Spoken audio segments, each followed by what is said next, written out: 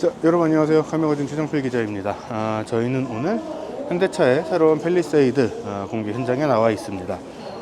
팰리세이드가 6년 만에 2세대로 돌아오게 됐는데 좀 바뀐 부분들이 좀 많아요. 디자인 같은 경우에도 좀 파격적으로 변경이 되었고, 내부 구석 같은 경우에도 처음으로 9인승 모델이 나오게 되었습니다. 거기에다가 파워트레인 같은 경우에도 새롭게 만들어낸 2.5 터보 하이브리드 파워트레인이 추가가 됐기 때문에 자세하게 보려면 좀 시간이 좀 필요할 것 같아요. 그리고 무엇보다 오늘은 시승을 하는 자리가 아니기 때문에 2.5 파워트레인, 2.5 하이브리드에 대한 이야기를 좀 다 하기가 쉽지 않을 것 같거든요.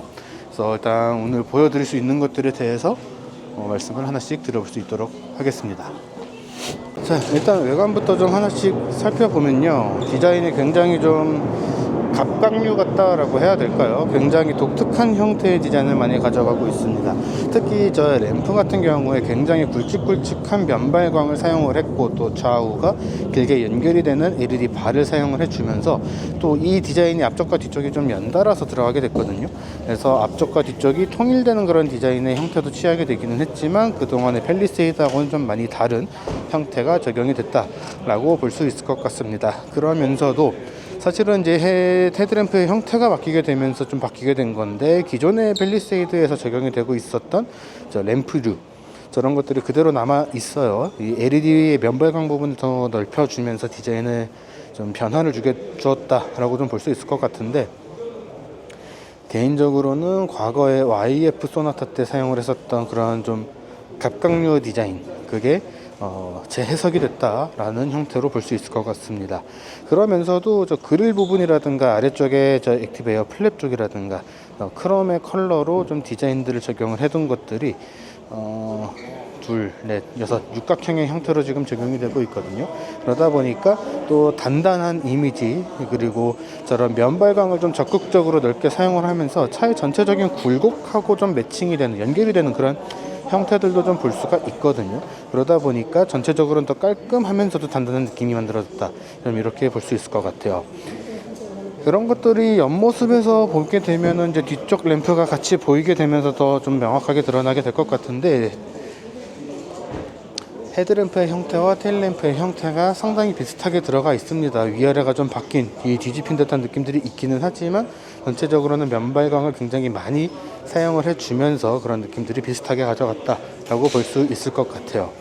휠베이스가 예전보다 많이 길어졌습니다. 예전에는 2900의 휠베이스를 가지고 있었는데 이제는 2970으로 늘어나게 됐습니다. 사실 아이오닉 5 같은 경우에도 3000mm의 휠베이스를 가져가게 되면서 휠베이스가 많이 커져가지고 주행을 할 때 이런 것들에서 좀 영향이 있었다라고 개인적으로는 생각이 되는데, 그런 것들이 어떻게 바뀌었을지도 좀 궁금해지는 측면들이 좀 있어요. 측면에서 또 말씀을 드리고 싶은 것 중에 하나는 저 3열에 있는 커터글라스인데, 면적, 겉에서 보이는 면적 자체는 좀 비슷한 것 같은데 안에 들어가는 이런 부분들이죠. 이런 부분들에 대한 요 접착도가 조금 좁아진 것 같아요. 그러면서 안에서 봤을 때의 이제 개방되는 면적, 보이는 면적 같은 것들이 더 늘어났다라고 이야기를 하고 있거든요. 그래서 3열에서의 탑승감이 훨씬 더 좋아졌다라는 정도로 볼 수 있을 것 같습니다. 뒤쪽 같은 경우에는 위에 있는 스포일러 부분과 아래쪽에 있는 부분이 좀 형태가 비슷하게 들어가는 모습을 볼 수가 있습니다. 위와 아래가 통일되는 형태의 디자인을 적용을 해주면서 조금 더 단단해 보이는, 완성되어 보이는 형태의 디자인을 만들었다라고 이야기를 하고 있고요. 그 다음에 이제 후진등 같은 것들이 다 밑으로 내려가게 되면서 테일램프는 면발광을 크게 사용을 하면서도 조금 더 얇아 보이는, 좌우폭이 조금 더 얇아 보이는 형태를 가져가게 됐습니다. 네, 그렇게 되다 보니까 약간 좀 생각나는 모델이 사실은 레인지로버예요. 특히 이제 검은색의 모델을 보고 있으니까 더 그런 느낌이 드는 것 같은데, 그런 것들 때문에도 좀 뒤쪽에는 좌우를 길게 연결해주는 LED 판은 생략을 한 것 아닐까라는 생각이 조금 듭니다. 휠 크기 같은 경우에는 기본형이 18인치고 옵션으로 20인치고 최대 21인치까지 선택을 할 수 있다고 해요. 지금 이 바퀴 같은 경우에는 사이즈가 21인치 휠의 디자인을 보셨고요. 여기에 전시된 건 아마 다 21인치일 거예요. 다 큰 사이즈가 들어가게 되는데 18인치나 19인치, 19인치 같은 경우에는 하이브리드 전용 휠이 좀 있었어요. 이렇게 선택을 하게 되면 조금 더 바람개비와 같은, 대신에 면이 조금 막혀있는 바람개비와 같은 느낌들 좀 볼 수 있을 것 같습니다. 지금 오늘 전시된 모델들 같은 경우에는 전부 다 2.5 터보 가솔린 모델만 되어 있다고 합니다. 아마도 2.5 터보 하이브리드 모델이 아직 인증이 다 안 돼서 지금 그렇게 가지고 온 것 같은데, 2.5 터보 가솔린 모델 같은 경우에는 최고 출력 281마력을 발휘를 하고요. 2.5 터보 하이브리드 같은 경우에는 합산 총 출력 334마력을 발휘를 한다고 합니다. 사실 2.5 터보 하이브리드가 되면서 기대를 하는 것 중에 하나는 연비인데, 지금 2.5 터보 가솔린 모델을 기준으로 해서 9.7km/L가 나올 것이다 라고 이야기를 하고 있거든요. 그러면은 하이브리드 모델이 됐을 때는 10km가 넘어가야 된다라는 건데, 이 현대차가 말하기로는 목표하는 게 풀 충전 그리고 풀 주유 시 최대 1000km를 주행을 할 수 있는 그런 주행 거리를 확보를 하는 것을 목표로 하고 있다고 합니다. 실제로 엔진룸을 봤을 때는 빈 공간들이 꽤 있기 때문에 조금 더 큰 배기량을 갖고 있는 모델이 나와줘도 괜찮을 것 같다라는 생각이 들기는 해요.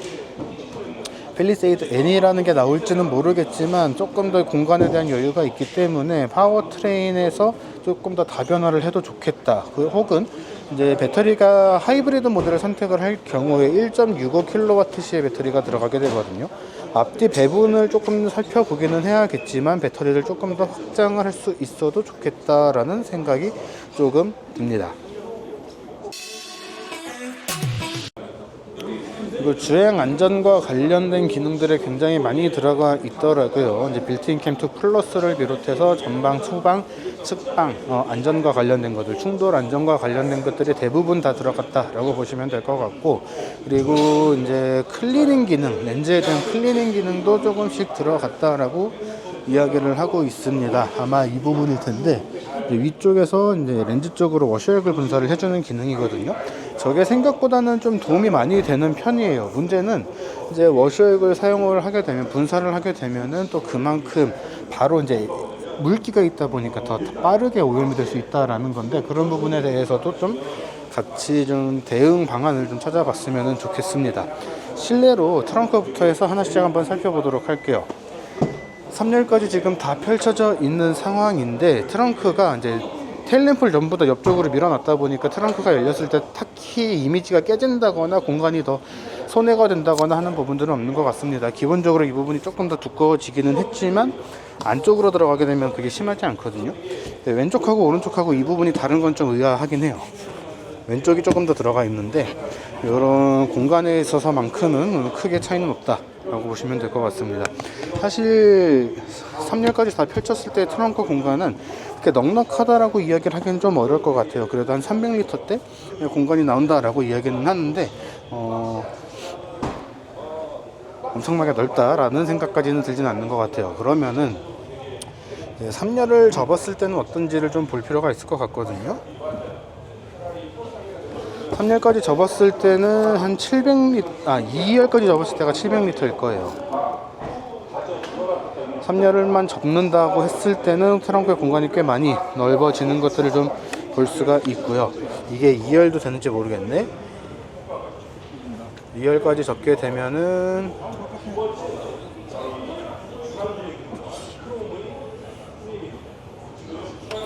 2열까지 접었을 때는 정말 강화합니다. 정말 강화한 공간을 자랑하기 때문에, 거기다가 지금 보면은 약간씩 차이가 있기는 하지만 풀 플랫에 가깝게 지금 들어가 있기도 하거든요. 2열로 가면서 조금씩 올라가는 모습들이 있기는 한데 전체적으로는 꽤 평평하게 마련이 되어 있습니다. 그래서 짐을 싣는다고 했을 때는 도움이 많이 될 것 같다라는 생각이 드네요. 자, 실내 공간 같은 경우에는 3열부터 하나씩 앞으로 가보도록 하겠습니다. 지금 제가 3열에 앉아 있고 3열 시트를 최대한 뒤로 밀어둔 상태예요. 3열 시트 같은 경우에도 앞뒤 슬라이딩이 되거든요. 그래서 최대한 밀어둔 상태고, 등받이 같은 경우에도 최대한 지금 뒤로 밀어둔 상태입니다. 그래서 이렇게 두게 되면은 공간이 사실은 생각보다는 꽤 나쁘지 않게 꽤 넉넉하게 나온다라는 생각이 좀 들어요. 머리 공간 같은 경우에도 주먹이 하나 정도 충분히 들어가는 그런 공간들을 마련을 해주고 있고, 그 다음에 옆쪽에 있는 공간, 컵홀더라든가 USB 포트, 그 다음에 뒷 3렬을 위한 열선 시트도 3단계로 조절이 되는 것들, 이런 것들을 보고 있으면은 꽤 공간이 넉넉하구나 라는 생각들이 좀 듭니다. 다만 제가 2열에서 3열로 넘어올 때를 생각을 해보면 확실히 조금 좁다, 넘어오기가 쉽지는 않았다라는 생각이 조금 들기는 했습니다. 그렇기는 한데 그래도 나쁘지 않은 그런 3열 공간들을 좀 만들어주고 있는 것 같아요. 특히 이런 차들 같은 경우에는 앞쪽을 보여드리면 사실 무릎 공간이 이렇게 넉넉하게 나오기가 쉽지가 않거든요. 근데 지금 이거는 보시게 되면은 무릎 공간 같은 경우, 발 공간 같은 경우에도 굉장히 널찍널찍하게 나오는 그런 모습들을 좀 볼 수가 있습니다. 심지어 2열 시트를 지금 최대한 뒤로 미루지 않은 상태이기 때문에 좀 다를 수 있긴 한데 2열을 최대한 미룬 상태에서 보시게 되더라도 무릎 공간은 나쁘지 않아요. 거기다 발 공간도 나쁘지 않거든요. 이 정도만 된다 하더라도 좀 어느 정도 되는 거리를 갈 때 나쁘지 않은 그런 승차감을 좀 경험을 하면서 주행을 할 수 있을 것이다 라고 생각이 됩니다. 그렇기 때문에 그동안에 3열 시트가 있었던 대형 SUV 중에서 가장 편한가라고 했을 때는 그거는 좀 다를 수 있기는 한데, 기존의 팰리세이드하고 비교를 했을 때는 3열의 이 착자감이 확실히 더 넓어졌다라는 것들을 좀 이야기는 할 수 있을 것 같습니다. 자, 2열 시트 같은 경우에도 공간 자체는 상당히 좀 괜찮다라는 생각이 좀 들어요. 앞뒤 공간도 그렇고 좌우 공간도 그렇고. 지금 저희가 타고 있는 차 같은 경우는 벤츠 타입인데 캡틴 시트 형태로 가운데가 비어져 있는 이 시트도 선택을 할 수가 있습니다. 그래서 어떤 형태의 시트를 선택을 할 것인가 같은 것들을 좀 보시면 좋을 것 같고요. 전체적인 것들이 굉장히 더 큼직큼직하게, 특히 제가 좀 의아하게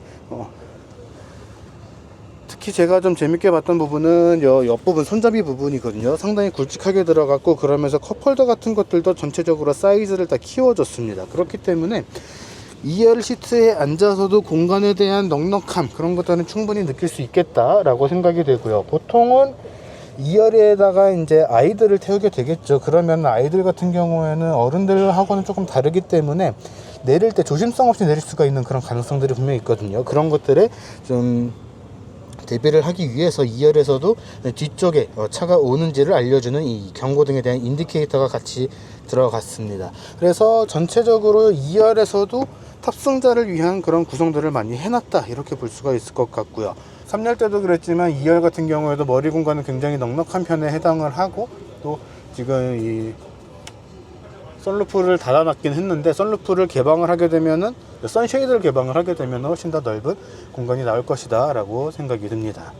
자, 1열에 대한 이야기를 해볼 텐데, 지금 저희가 타고 있는 차 같은 경우에는 1열에도 시트가 3개가 들어가는 9인승 모델입니다. 그래서 기존의 팰리세이드에서는 없었던 1열의 가운데 좌석이 새롭게 추가가 됐어요. 근데 요거는 조금 이따가 나중에 말씀을 드리고, 일단 이번 팰리세이드에서 새롭게 추가가 된 것들을 이야기를 한다면은, 사실 이제 처음으로 이제 요 사용자가 이제 시선을 제대로 두고 있는지 사용자를 체크를 하는 그런 센서들이 들어가게 됐고요. 스티어링 휠 자체는 산타페에서 적용이 됐었던 스티어링 휠과 동일한 게 들어가게 됐는데, 드라이브 모드 같은 것들이 옆쪽으로 좀 빠지게 됐습니다. 현대차 설명대로면은 운전하면서 주행할 때 직접적으로 쓰지 않게 되는 것들을 최대한 옆으로 빼주면서 주행을 하면서 시선이 옮겨진다거나 바뀐 손을 옮긴다거나 하는 것들을 최소화하기 위해서 배치를 했다라고 이야기를 하는데, 사실 가운데다가 놨을 때 했던 현대차의 설명도 그거였거든요. 그래서 자신들도 아직까지는 뭔가 좀 확신이 없다라고 좀 생각이 됩니다. 그래서 그런 부분에 있어서는 좀 아쉬움이 좀 들 수 있을 것 같다라고 생각이 되고요. 왼쪽에 이제 트렁크를 여는 버튼, 이제 카라반 같은 것들을 견인을 할 때 사용을 하는 토우 버튼, 아니면은 이제 전자식 파킹 브레이크, 이런 것들도 좀 같이 들어가 있습니다. 실내 전체적인 구성이 이제 좀 전체적으로 감싸는 듯한 그런 느낌들이 좀 들어가게 됐어요. 그래서 탑승자의 입장에서는 조금 앞쪽에 굉장히 좀 커다란 포근한 무언가가 좀 나를 막아주고 있다라는 생각들이 좀 들기도 하고요. 이게 어떻게 보면은 좀 탑승자, 운전자 입장에서는 조금 답답하게 느껴질 수도 있을 것 같은데, 이 차의 전체적인 크기가 다 큼직큼직하다 보니까 그런 느낌들을 좀 상쇄를 해주는 것 같습니다. 디스플레이 같은 경우에는 조금 티가 안 나기는 해요, 이런 부분들 때문에. 근데 계기판 쪽은 평면이고, 이제 인포테인먼트 쪽은 이제 운전자 쪽으로 살짝 좀 꺾여 있거든요. 그래서 전체적으로 좀 라운드가 들어가 있는 형태로 디스플레이가 적용이 되어 있습니다. 사실 또 좀 의아한 것 중에 하나는 이 부분이에요. 이제 산타페 같은 경우에는 두 개의 스마트폰 이제 충전 패드를 적용을 해주면서 사용자들이 더 다양한 환경에서도 움직일 수 있도록 사용을 할 수 있도록 해줬다라고 하는 건데, 펠리세이드는 사실 산타페보다 위급이고 더 많은 사람들이 타라는 것을 목적으로 만들었거든요. 그런데 스마트폰 충전 패드는 하나고요. 그 다음에 이제 USB-C 타입 충전 포트 3개만 만들어졌습니다. 물론 이제 합산해서 100W의 출력을 제공을 한다라고 이야기를 하고 있기는 하지만 무선 충전 패드보다 편할까라는 생각이 들기는 하거든요. 더 빠른 거를 원한다면 여기다가 꼽기는 하겠지만 두 개를 같이 꼽으면 50W씩으로 내려가게 되니까 별 차이 없을 것 같다라는 생각이 들기도 하고요. 그래서 좀 정리된 형태로 좀 적용을 해줬으면 좋겠다라는 생각이 또 들기도 합니다. 지금 이 차 같은 경우에는 1열에 시트가 3개 있는, 그러니까 가운데도 시트가 돼야 되는 부분이라서 이제 좀 이렇게 튀어나와 있는 부분들이 있게 되는데, 이 부분을 눌러주면은 이렇게 수납 공간이 나오게 됩니다. 지금 이 차는 조금 낮은 편인데 가운데 시트가 없는 모델을 선택을 하시게 되면은 요 라인에서 깎여요. 요 라인에서 깎이고 요 안쪽에 있는 버튼을 눌러서 양문형으로 개방이 되는 형태를 취하게 됩니다. 그리고 그렇게 됐을 때는 요 수납 공간의 공간이 꽤 넓은 편에 해당을 하고 있어요. 가운데 시트를 여는 법은 요 앞쪽에 레버가 있습니다. 레버를 당기고 가운데 시트를 펼치면 이렇게 되거든요. 근데 안전벨트가 있다 보니까 안전벨트 때문에 시트가 눌리는 부분들이 좀 많이 있어요. 이 부분 같은 경우에도 그렇고 여기 이 부분 같은 경우는 좀 눌려 있거든요. 이 부분 같은 경우에도 좀 눌려 있어요. 그래서 시트가 좀 많이 상할 수 있을 것 같다 라는 생각들이 좀 들고, 시트의 등받이나 헤드레스트의 높이 같은 경우에는 옆에 있는 시트하고 같은 그런 높이들이 좀 제공이 되고 있다 보니까 착자감 자체는 나쁘진 않을 것 같습니다. 다만 좌우 공간이 조금 좁은 편이기 때문에 덩치가 좀 큰 분들이라면은 조금 성인분들이라면 좀 쉽지는 않을 것 같다라는 그런 생각들이 또 들기도 해요. 그리고 가운데 앉게 되면은 사실 발이 가운데 앉게 되면은 발이 이렇게 들어가게 되거든요.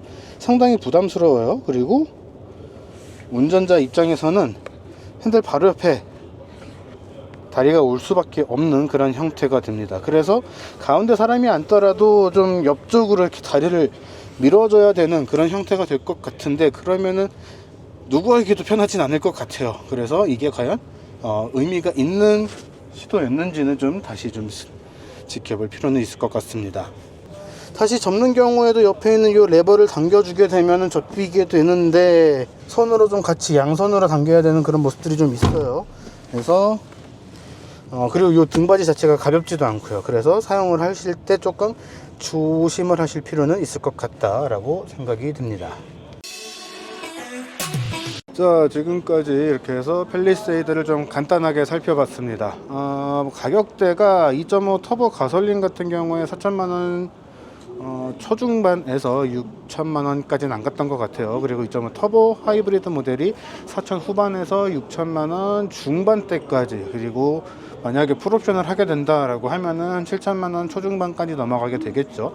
가격대 자체는 좀 익스플로러를 겨냥을 하고 나왔다라는 생각이 좀 들 정도입니다. 그래서 이 차가 이제 사전 계약이 되고 있는데 본격적으로 출고가 되기 시작을 했을 때 시장의 반응, 그리고 7인승 혹은 6인승 대비 9인승이 얼마나 판매가 되는지, 그리고 컬러 같은 것들, 이런 것들을 좀 어떻게 구성을 할 것인지에 대한 좀 통계 같은 것들을 좀 보시게 되면은 시장의 니즈가 이랬구나라는 것들을 좀 느낄 수 있지 않을까라고 생각이 돼요. 그래서 여러분들이 좀 펠리세이드에 관심은 많이 가지고 계실 텐데, 일단은 이제 이런 차들의 특징 중에 하나는 그거죠. 일단은 주문을 해놓고 보셔야 된다는 거. 하지만 만약에 다 보고 주문을 한다라고 했을 때는 많이 밀릴 수 있다라는 거. 그렇기 때문에 여러분들에게도 좀 선택의 필요성은 있을 것 같습니다. 그런 선택의 필요성을 좀 잘 판단을 해 보시고 여러 가지를 좀 같이 고려를 해보셨으면 좋겠습니다. 자, 이번 영상은 여기까지고요. 저희는 또 조만간 다른 시승 영상으로 돌아올 수 있도록 하겠습니다.